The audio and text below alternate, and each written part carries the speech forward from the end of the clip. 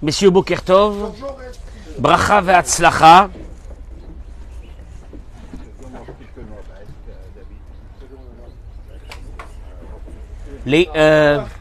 Eli, Leilou Nishmat, Yosef Ben, Diane Shahayom, Pekudat Chocho, Ruach Adonai, Tenecheno Began Eden, que ces mots de Torah que nous allons dire aujourd'hui seront Leilou Nishmato, Amen Keni Ratson.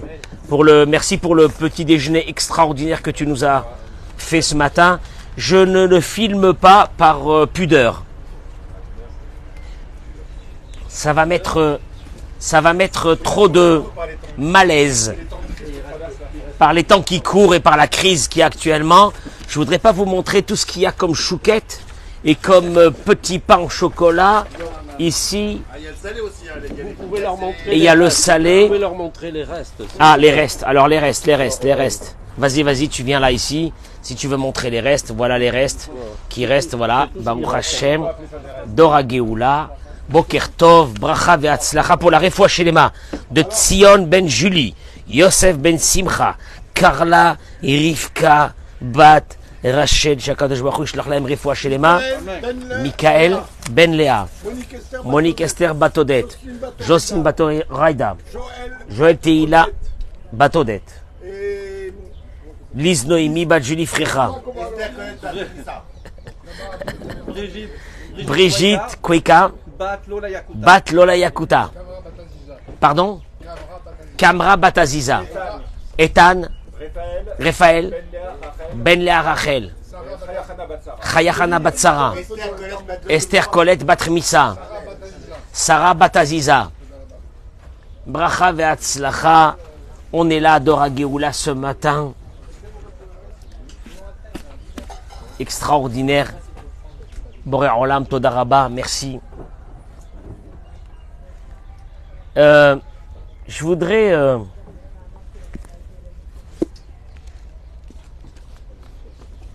introduire l'idée que j'ai ce matin.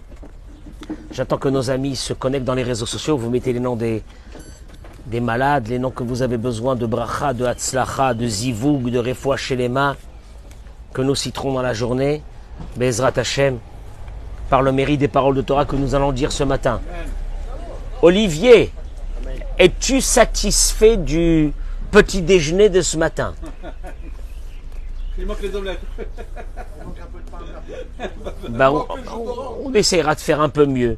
Merci beaucoup d'être là ce matin parce que hier matin tu n'étais pas là. Et donc beaucoup de personnes se sont inquiétées où tu es. Tu es là ce matin, Baruch Hashem. Je vous demande d'écouter ce cours de Torah parce que l'idée que j'aurais voulu intervenir ce matin est la suivante.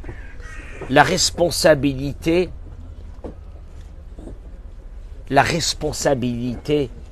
que nous avons dans nos maisons, elle est fondamentale.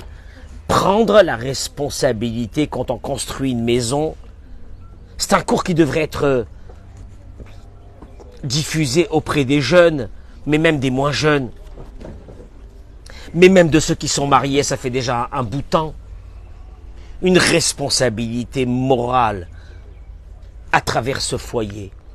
Je vais aborder l'idée de la façon suivante. En fin de paracha de cette semaine, il y a une histoire, un fait divers qui s'est passé, qui est dramatique. La Torah nous relate l'histoire Vayetse ben Isha Israélite. Le fils d'une femme juive est sorti, Vehu ben Ish Mitzri.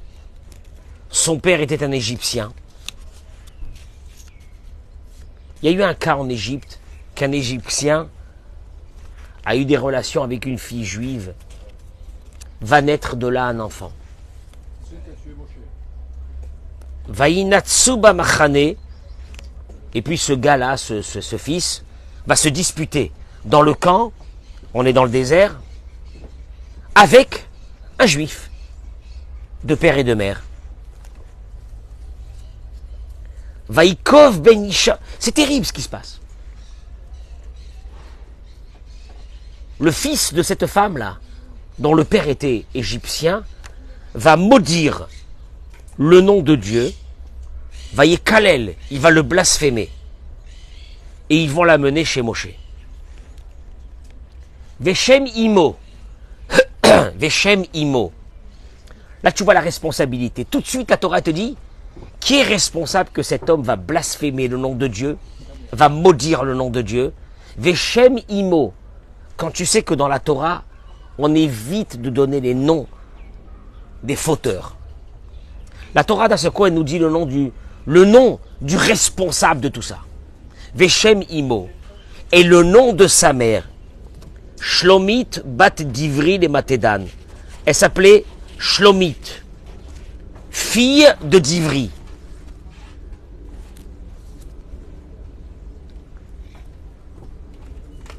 Je précise que le nom de cette femme n'est pas son vrai nom. On va la nommer Shlomit bat Divri. Shlomit, Shalom, c'est joli. Bat Divri. Divri vient du mot davar, parole. La Torah nous dit, Shlomit, pourquoi on l'appelle Shlomit? Les mots du Rashi. Écoutez bien parce que je vais y aller dans un sujet qui est assez douloureux. Son nom a rapproché de Shalom le salut en hébreu, De'ava patpeta, parce qu'elle bavardait. Elle sortait à l'extérieur de chez elle, elle bavardait avec tout le monde. Et elle disait aux hommes, Shalom alach, Shalom alach, Shalom alechon. Bonjour à toi, bonjour à vous. Elle bavardait avec des paroles, demandait des nouvelles de chacun. Et c'est sympathique. C'est une femme qui est moderne, qui est sympathique. Elle est sociable. Elle parle avec tout le monde. Elle dit bonjour à tout le monde. Elle demande des nouvelles de tout le monde. Mais elle est bien, cette femme-là. Bat d'Ivry. Rachi continue. Fille de Divri. Dabrani Taïta. Elle était bavarde. Mais Daberet et Imkol Adam. Elle parlait avec tout homme. Les fichar kilkela. C'est pour ça que malheureusement, la fin a été immorale. La fin a été immorale, c'est qu'elle va rencontrer un Égyptien. Elle va vivre avec lui un moment. Elle va avoir un enfant. Cet enfant va maudire un jour dans le camp le nom de Dieu. Et il va le blasphémer devant tout le monde. La fin de cet homme, elle va être terrible. Mekalel. On l'a appelé le Mekalel. Celui qui maudit le nom de Dieu. D'ailleurs, son nom à lui, Eric, on ne le connaît pas. On ne sait pas qui c'est. Par contre, la Torah a axé la responsabilité vers qui? Vers sa mère. Je voudrais simplement, avant de commencer ce cours, juste un instant s'il vous plaît. Baruch ata Adonai, Elohenu, Melech Haolam, She'akol Niya Bidvaro. Merci Boré Haolam. Toda Kadosh Baruch Hu, que tu nous donnes la possibilité de transmettre des paroles de Torah ce matin. Je vous demande de partager ce cours. Mesdames et messieurs qui nous suivez, partagez-le en live directement. Vous allez voir où je vais y arriver. Je vous amène le livre de Rabbeinu Bechaye à la Torah. Rabbeinu Bechaye, le fils du Rosh. Rabbeinu Bechaye est un Rishon. Il était à l'époque du Rashi. Pratiquement à l'époque du Rashi. C'est la Torah suprême du peuple d'Israël. Il dit Rabbeinu Bechaye une chose. Il dit tout celui, Shenire bo simane azut ou pislut. C'est dur de dire ces mots, j'ai peur de les dire. Mais après, je réussis à surmonter ma peur et je l'ai dit. Je suis désolé pour vous. Tout celui qui est tordu, Raoul Livdok Harimo, il faut aller vérifier qui était sa mère. Kien, c'est dur, hein? Bon, pardon, aussi celui qui est bon. Baruch Hashem, ici, j'ai devant moi des personnes extraordinaires. Vous savez qui c'est? C'est votre maman. Il dit Rabbeinu Bechaye, qui en safek, il n'y a aucun doute. Sheni ta'arva beota tipa ta'arovet psoul o bemachshava o bemaase. Ce bébé qui a grandi dans ce ventre de sa mère, il a certainement pris une partie de sa mère.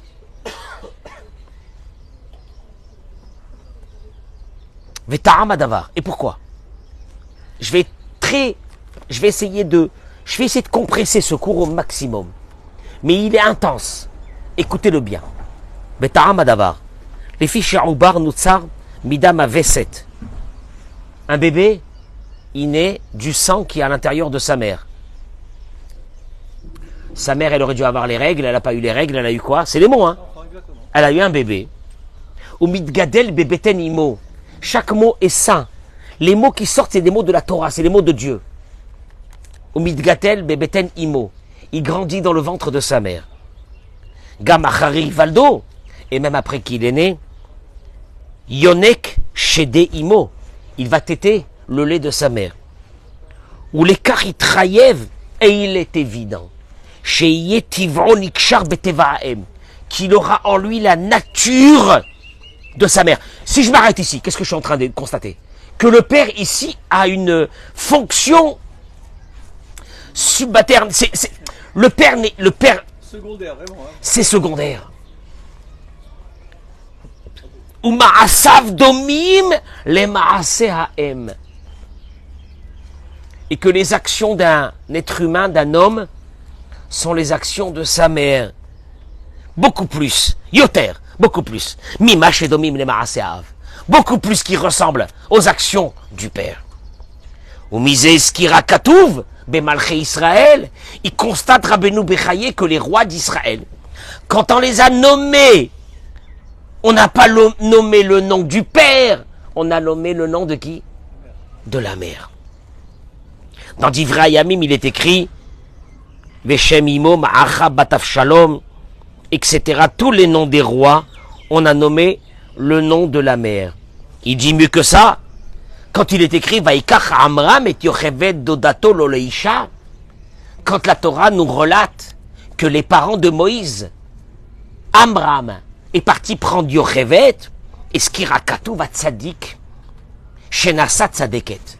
Le verset est venu nous dire que Amram, qui était tzadik, va se marier avec une tzadeket, et c'est pour ça que l'enfant qui va sortir sera tzadik. Il sera juste. Nous avons trouvé chez David Ameller, quand il prie à Dieu, qu'est-ce qu'il dit? Ani avdecha ben amatecha. Je suis ton serviteur, le fils de ta servante. Il cite le nom de sa mère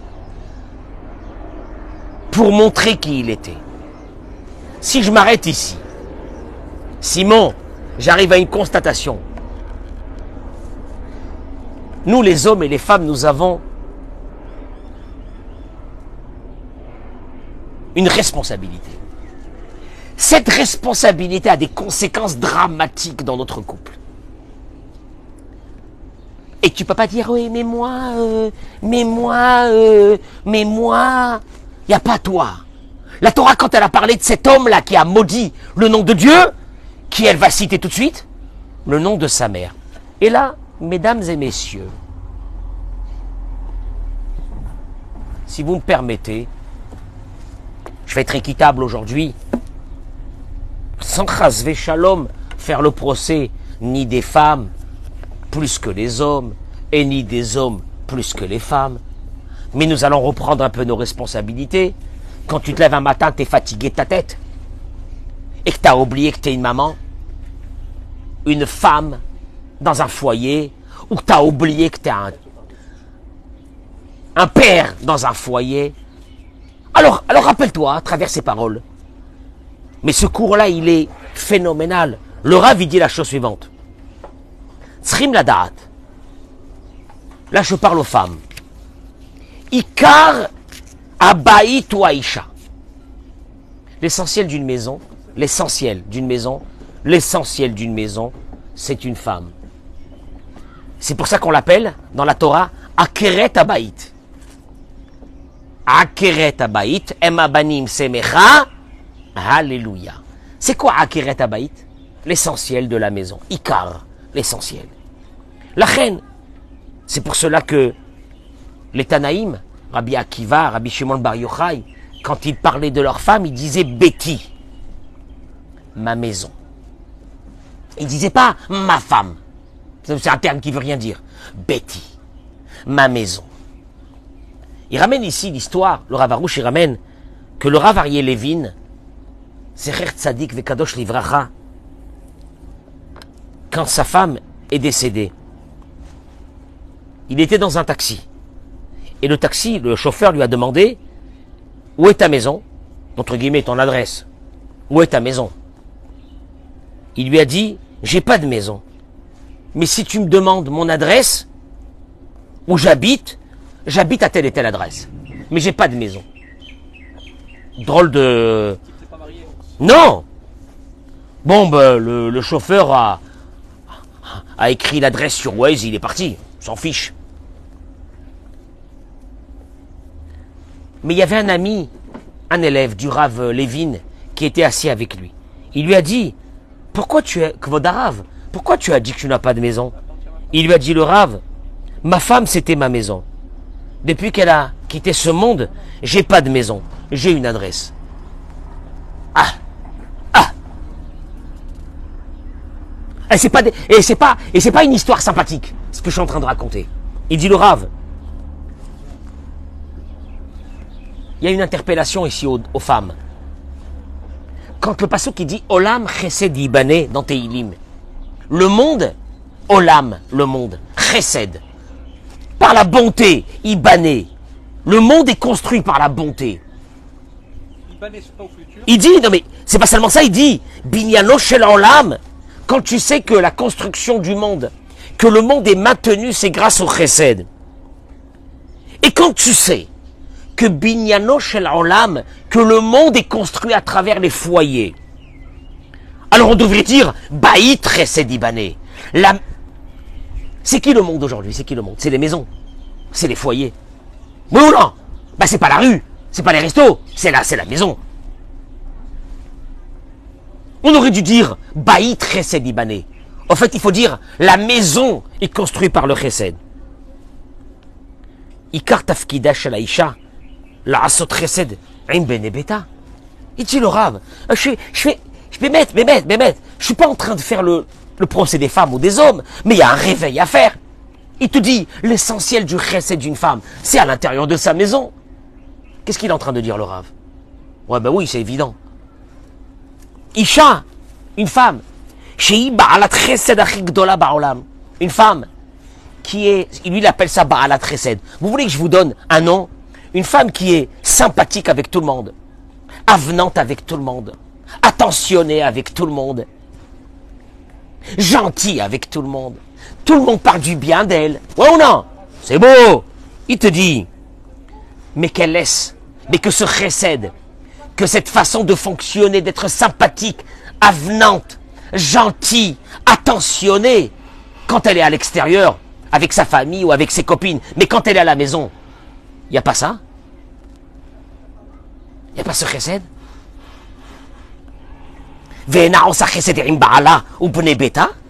Mais qu'à l'intérieur de la maison, elle est triste. Aucune attention, aucun amour envers sa famille, envers son mari. Ben, elle est sympathique avec tout le monde. Elle est sympathique avec tout le monde. En plus, en étant sympathique avec tout le monde, elle a l'impression que quoi? Qu'elle est quelqu'un de positif. Mais à la maison, il n'y a rien. À la maison, c'est mort. C'est walou, c'est zéro.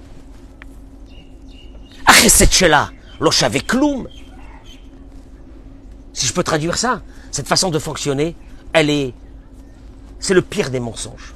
Il va l'expliquer.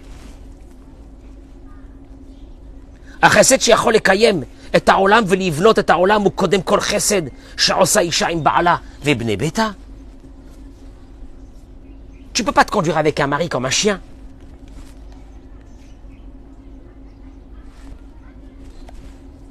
Ah, mais moi à l'extérieur, tout le monde m'aime. Tout le monde m'aime. Ma famille, mes amis, mes belles-sœurs, tout le monde m'aime. Mais il te dit, l'essentiel du chesed qui va faire de toi un être humain, c'est à l'intérieur de ta maison. Maintenant, moi je te pose une question, madame.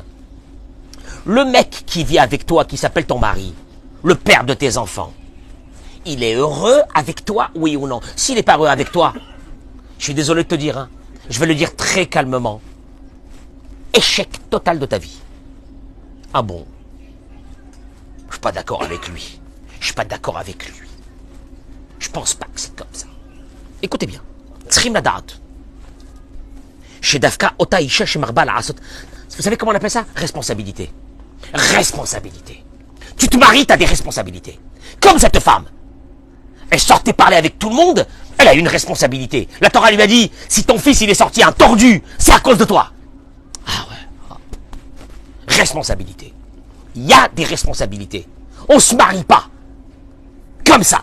On se marie pas pour avoir des enfants. On se marie pour rendre heureux et heureuse celui qui se trouve à côté. On va arriver aussi aux côtés des hommes. Ne vous inquiétez pas. Tsrimadarat, il faut savoir. Mais ça, ce cours-là, celui qui n'a pas compris, mais qui se marie pas.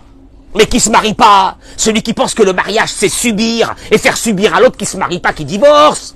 Mais qui divorce, Mazal Tov. Mais qui s'en va et qui s'en aille. Il a compris que quoi? Mais dis-moi, tu te poses pas une vraie question, je parle ici aux femmes. Vous ne posez pas une vraie question, le mec qui vit avec toi, là, celui-là. C'est elle qui dit ça. Il doit être...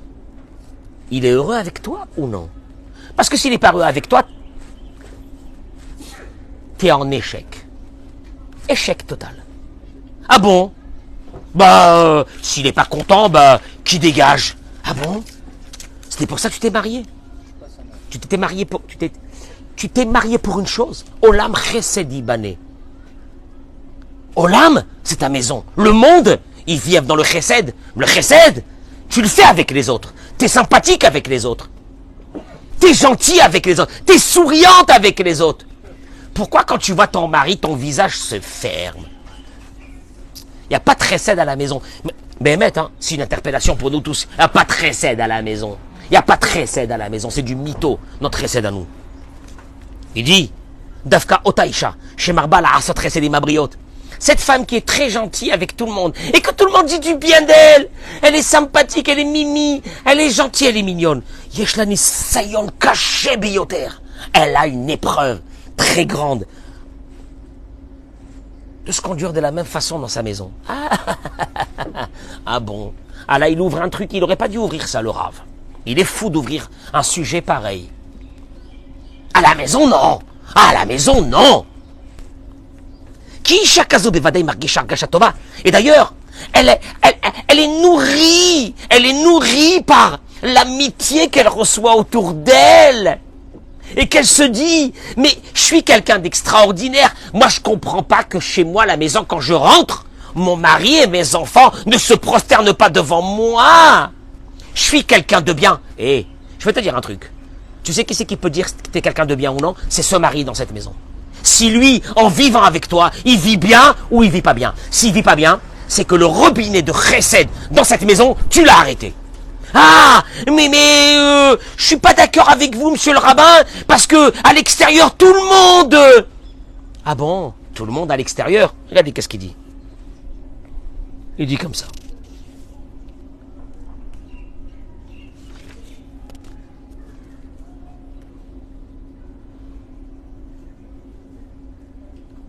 Il dit, Yiridat Adorot, Anachnu roim beyamenu. Il dit, on voit dans notre génération que que la maison qui aurait dû être toute la joie de cette femme, l'épanouissement de cette femme. Et c'est l'essentiel de son travail. L'essentiel du travail d'une femme, Simon, tu sais c'est quoi? Que la maison soit épanouie, que ceux qui sont autour d'elle soient épanouis. Bon, nous on a inventé le féminisme. Bon, le féminisme, qu'est-ce qu'il a fait? Il a voulu mettre en égalité les hommes et les femmes. En fin de compte, les femmes se sont fait avoir de façon terrible. C'est qu'aujourd'hui, on leur demande de quoi? De s'assumer, d'aller travailler, d'être une épouse, d'être une mère. Une maîtresse, des fois. Et des fois, Hazve Shalom, et des fois une maîtresse. Alors, allez-nous. Et Eric, elles avaient un sacerdoce, ces femmes. C'est de rendre heureux ceux qui étaient dans sa maison. La maison, c'est la vie.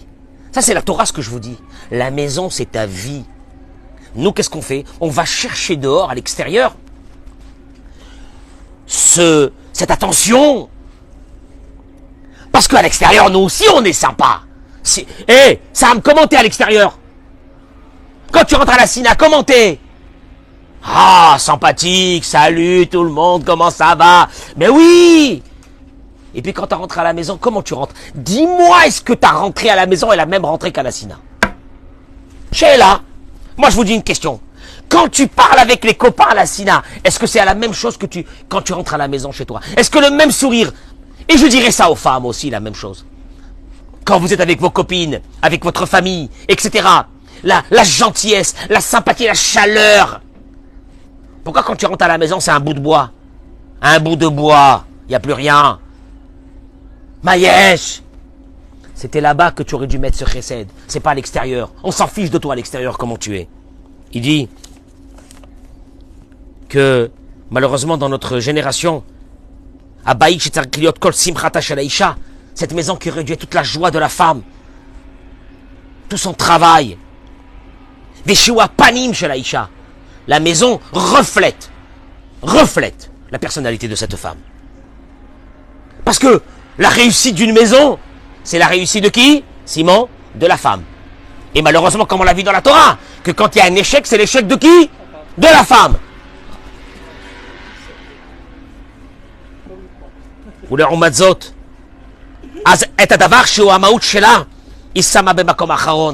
Et malheureusement, tout ce qui devrait être sa forteresse, elle a mis de côté.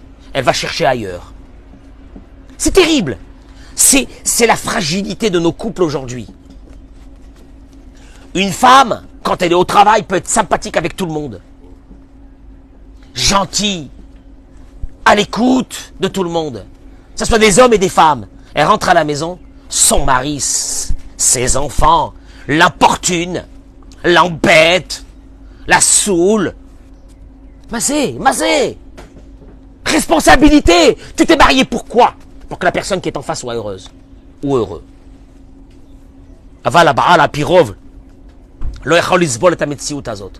Mais vous inquiétez pas. Il dit le Rav, le mari à un moment donné ne pourra plus supporter cette situation. Quand il voit que son foyer se détruit par manque d'intérêt de la femme. Et donc les tensions vont commencer.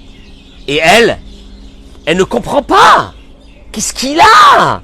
Mais moi, à l'extérieur, tout le monde m'adule. À l'extérieur, tout le monde dit que je suis quelqu'un de bien. Pourquoi? Qu'est-ce qu'il a, lui? Qu'est-ce qu'il a?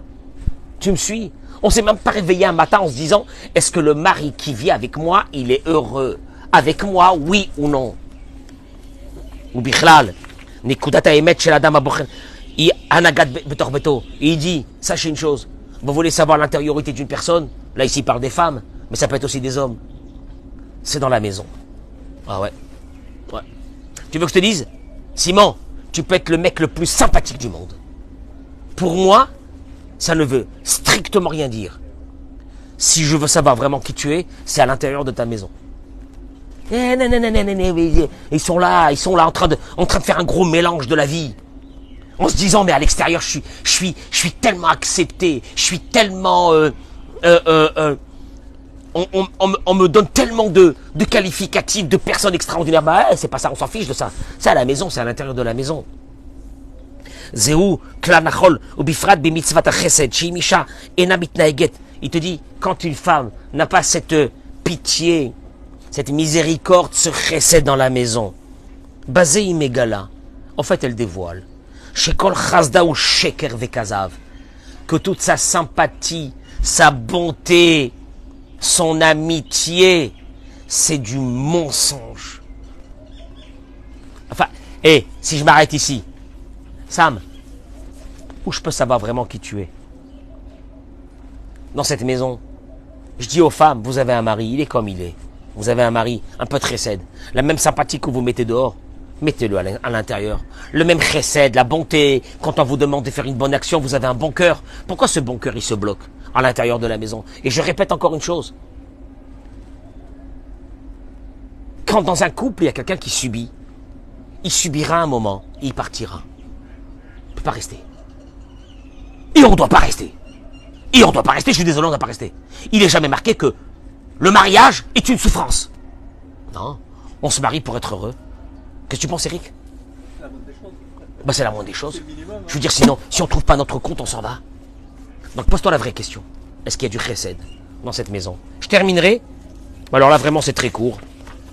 Parce qu'il y a beaucoup à dire, mais bon, c'est pas le thème d'aujourd'hui. Le thème d'aujourd'hui, c'est de prendre... Partagez-moi ce cours. C'est de prendre la responsabilité de ses actes. Enfin, voyons, t'es là, qu'est-ce que tu fais? Et les conséquences, qu'est-ce qui va se passer? Tu prends la responsabilité ou non? Mouvab Elikouté Moran, il ramène ici, au sujet des hommes. Au sujet des hommes. Il est écrit dans Rabbi Nachman de Breslev. Il ramène dans l'Écouté Moran. Taniena Zain. Mishirotse l'argor motnav liot mefarnes. Celui qui va avoir la bracha dans sa vie pour amener la parnassa à la maison. Je vous le dis à vous, messieurs.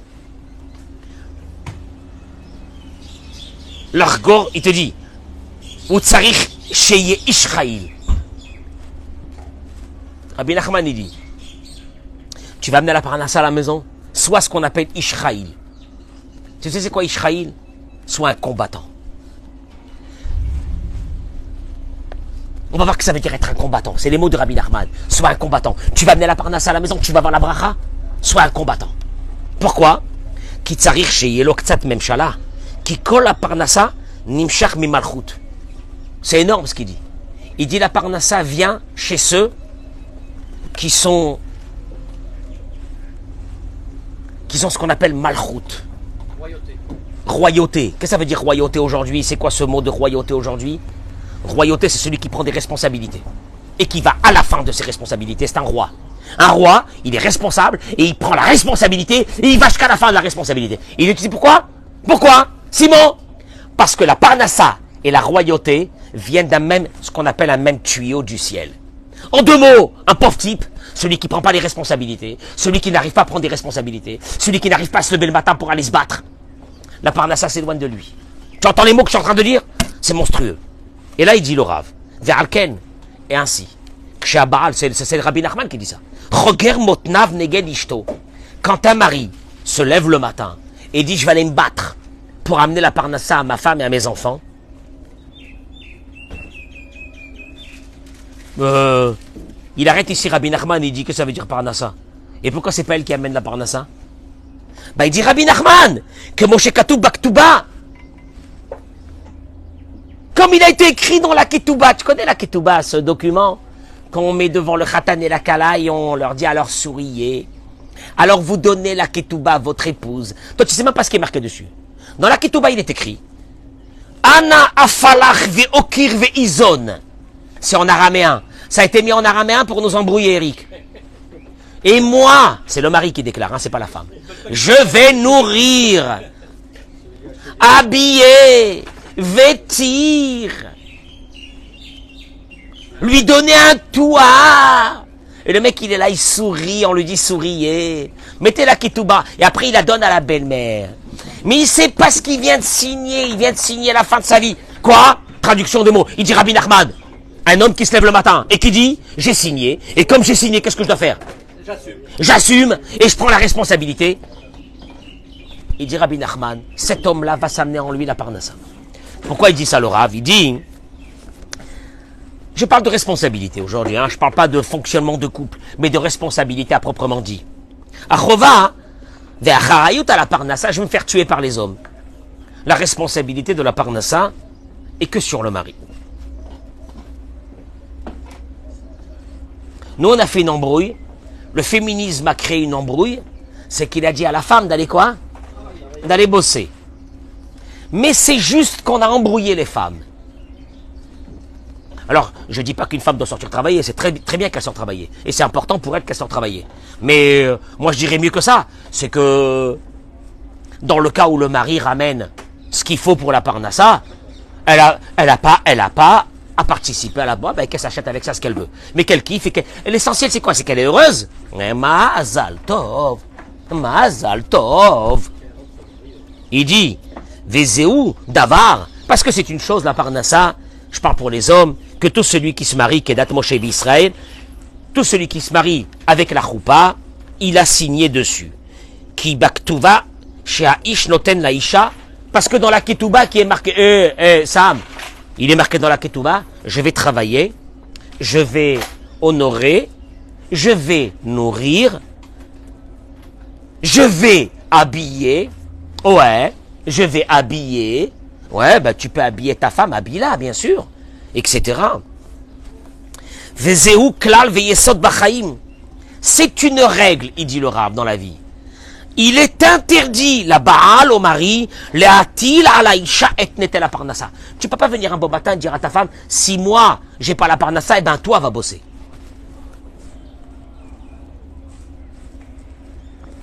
Je sais pas combien de rabbins peuvent se permettre de dire ce que je suis en train de dire ce matin. Mais parce que vous êtes là à côté de moi et vous me donnez des forces.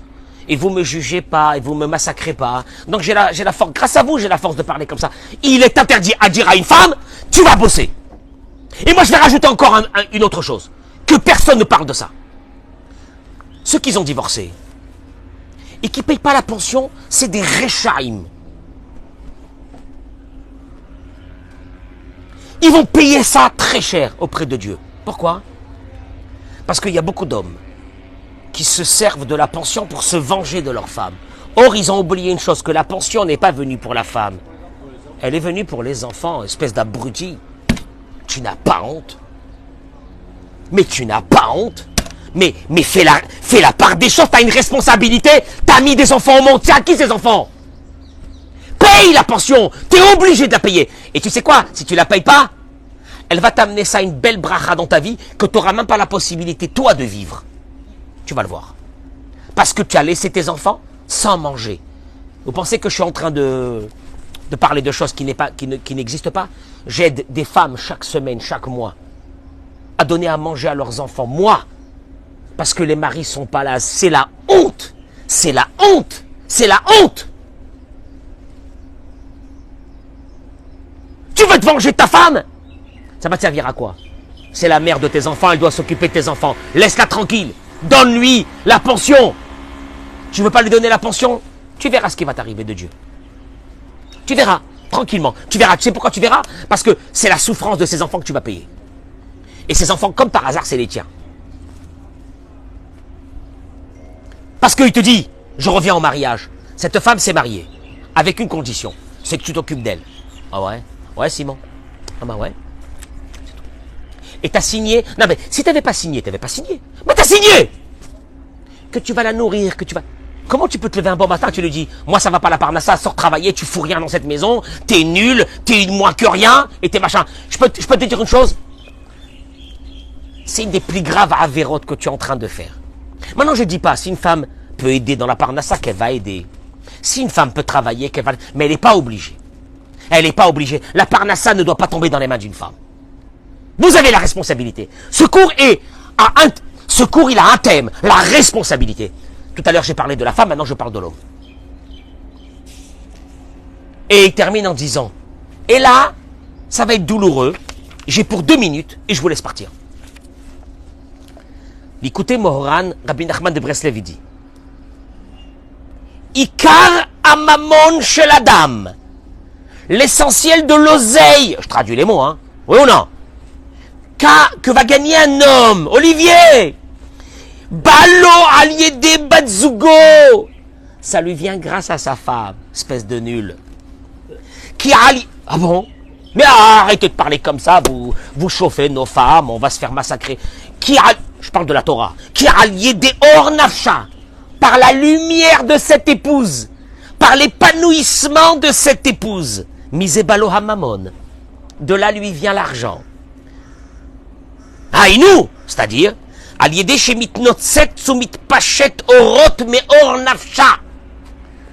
C'est énorme ce qu'il est en train de dire. Comme il dit, l'âme d'une femme dans une maison, quand elle est heureuse, c'est comme un feu d'artifice de lumière qui s'éparpille dans cette maison. Et par cette lumière, Ibrinat Hamamon, ça correspond à la bracha de la Parnassa. Et toi, quand tu sors travailler, Dieu, il est avec toi. Tu as entendu, Simon? Mais si il dit,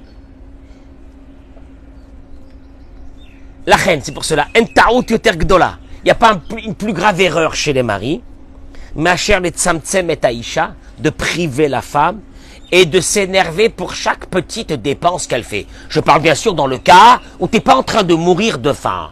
Il y a des personnes, ils sont là, ils vont mourir. Ils vont qu'elle a dépensé ce mois-ci. Combien tu gagnes? Tu sais pas que tout ce que tu gagnes, c'est grâce à elle? Ça devrait... Il y a des hommes qui vont me dire, il faut censurer ce cours.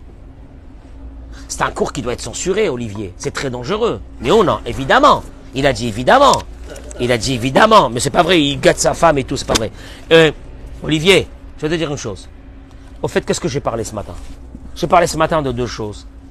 La responsabilité de la femme dans ce recès dans cette maison pour que ceux qui sont autour d'elle soient heureux ou malheureux.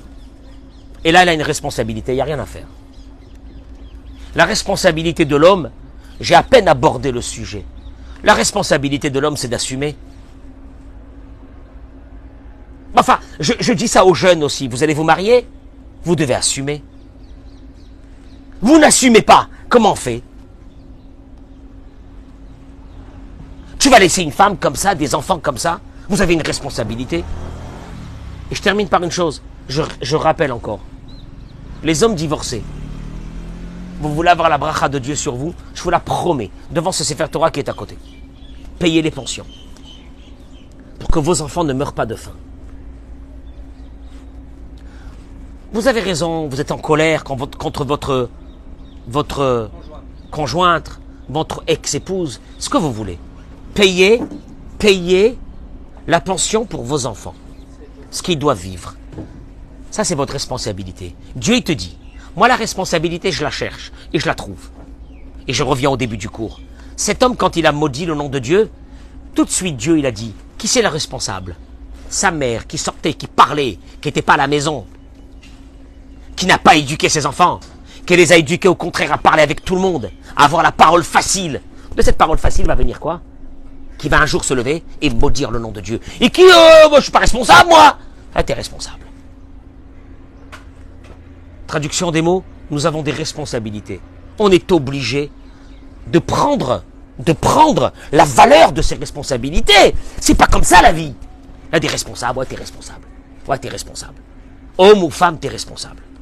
Je vous remercie, je vous souhaite une journée de folie. Amen, Kenny Ratson. Bracha ve'atzara. Partagez ce cours, je vous en supplie, partagez-le. Merci.